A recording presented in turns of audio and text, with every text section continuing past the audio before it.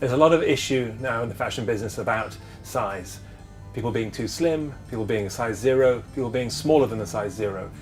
I don't think it's a question of size. I think it's a question of common sense. Some people are naturally a size 0.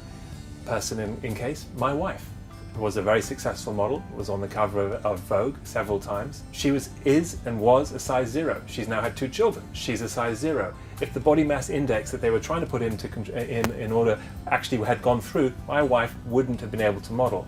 Now, that would be absurd because she eats like a horse and eats more than I, and I'm 6'4" and 220 pounds.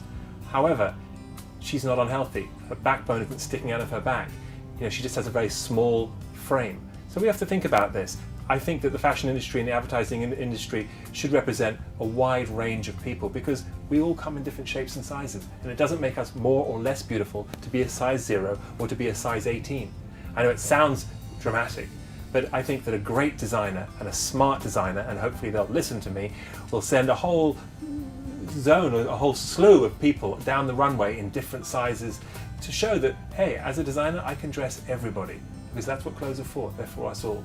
I've been visiting Fashion Week now for the better part of 20 years, and I've of course visited it in London and Milan and Paris and New York. Do I have a favorite Fashion Week? Well, each one has its special thing. I mean, London has its quirks, Paris of course has the Louvre, and New York is now at the Lincoln Center, which is a great place because it means that a lot more people can get to Fashion Week in New York. And if you come to New York during Fashion Week, come and visit, because there's a lot of fun things going on, like Fashion's Night Out. Fashion's Night Out in New York is where the entire city erupts into fashion. For a long time, fashion's been very exclusive, very elitist, and you can't get into Fashion Week. You've got to be on those guest lists, and of course people love guest lists because it means, are you in, are you not in? But fashion is for everyone.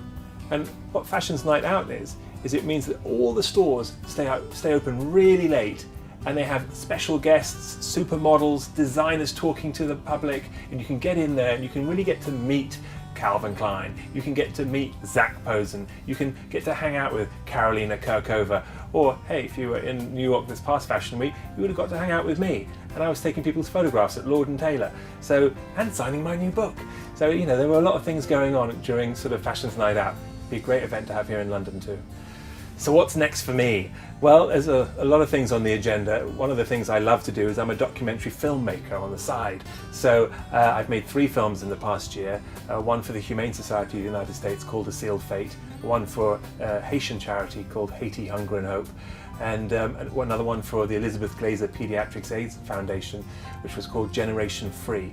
And now I'm working on a new film for the Humane Society on shark finning. So look out for that. There are a lot of serious issues out there, and as much as I'm involved with a frivolous industry like the fashion business, I love to apply my trade to the more serious topics in the world and really get the message out that we can do something to stop it.